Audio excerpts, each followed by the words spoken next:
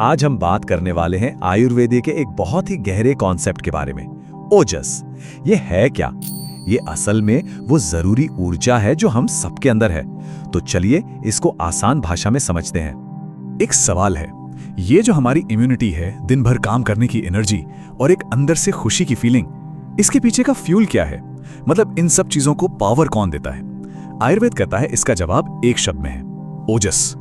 तो चलिए सबसे पहले यही समझते हैं कि ओजस आखिर है क्या, आयुर्वेद इसे कैसे डिफाइन करता है।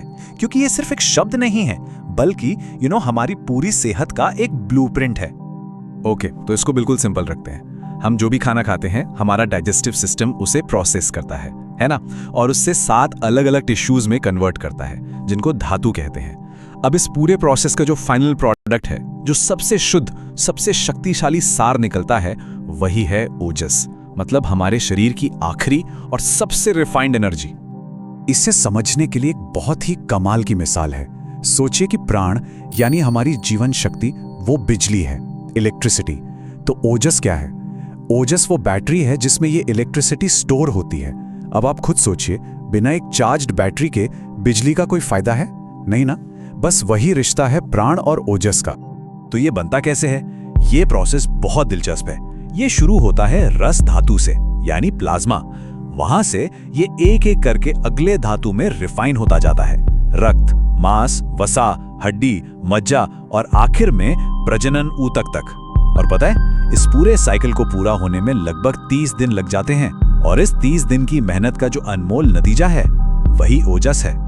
पर रुकिए, कहानी यहां खत्म नहीं होती। ये और भी इंटरेस्टिंग है। आयुर्वेद कहता है कि ओजस भी 2 तरह का होता है। एक है हमारा रिजर्व टैंक, हमारी कोर लाइफ फोर्स, और दूसरा वो है जो पूरी बॉडी में सर्कुलेट करता रहता है। इन दोनों में फर्क समझते हैं। पहला है पर ओजस। ये श्रेष्ठ ओजस है। ये हमारे दिल में रहता है और माना जाता है कि ये सिर्फ 8 बूंदों जितना है, पर ये इतना शक्तिशाली है कि हमारा जीवन इसी पर टिका है। और दूसरा है अपर ओजस। ये पूरी बॉडी में फैला हुआ है। ये हमें शारीरिक शक्ति देता है, हमारी इम्यूनिटी को बनाए रखता है। अच्छा, अब ये सब सुनकर लग सकता है कि ये तो पुरानी बातें हैं। आज की मॉडर्न साइंस का इससे क्या लेना देना? लेना देना है, और बहुत गहरा है। चलिए देखते हैं कि ये प्राचीन ज्ञान आज के विज्ञान से कैसे जुड़ता है। देखिए, ओजस के जो काम बताए गए हैं वो मॉडर्न हेल्थ कॉन्सेप्ट से बिल्कुल मिलते जुलते हैं। हम बात कर रहे हैं सेलुलर हेल्थ की, हमारे हार्मोन सिस्टम के रेगुलेशन की, एंटीऑक्सीडेंट फंक्शंस की, और ऑफ कोर्स हमारी इम्यूनिटी की।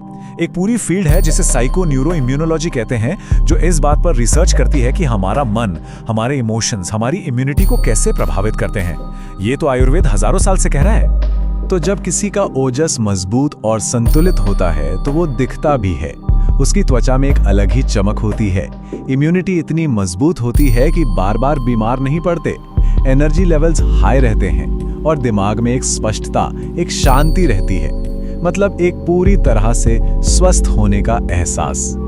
तो अगर ओजस इतना जरूरी है तो हम इसे खो कैसे देते हैं? कहाँ जाती है ये सारी एनर्जी? सच तो ये है कि हमारी मॉडर्न लाइफस्टाइल में ही इसका जवाब छुपा है। कई ऐसी चीजें हैं जो हम अनजाने में करते हैं और वो हमारी इस कीमती ऊर्जा को खत्म कर देती हैं। ये पॉइंट बहुत दिलचस्प है। जरूरत से ज्यादा बोलना, बेमतलब की बातें और आजकल अंतहीन सोशल मीडिया स्क्रॉलिंग, ये सब हमारी जरूरी ऊर्जा को बिखेर देते हैं। एक सिंपल सा नियम है, जहां ध्यान जाता है वहीं ऊर्जा जाती है, और हमारा ध्यान तो 100 जगह बटा हुआ है।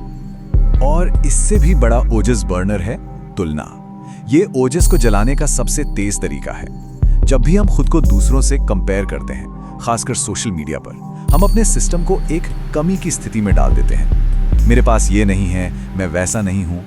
ये फीलिंग स्ट्रेस हार्मोन्स जैसे कोर्टिसोल रिलीज करती है, और कोर्टिसोल ओजस का दुश्मन है।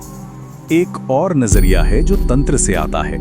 ये ऊर्जा को मर्दाना और स्त्री चुंबकत्व के रूप में देखता है। मर्दाना ऊर्जा को एक स्थिर उपस्थिति माना जाता है, जबकि स्त्री ऊर्जा को एक दीप्तिमान अभिव्यक्ति। इस नजरिए से जब हम अपनी प्राकृतिक ऊर्जा के खिलाफ जाते हैं, तब भी ओजस कम होता है।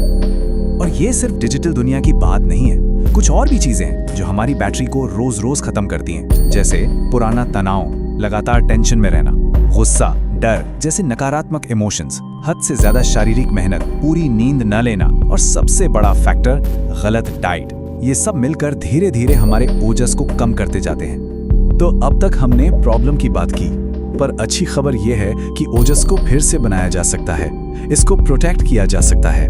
तो चलिए अब सॉल्यूशन पर फोकस करते हैं। ऐसे कौन से प्रैक्टिकल तरीके हैं जिससे हम अपने ओजस को बढ़ा सकते हैं?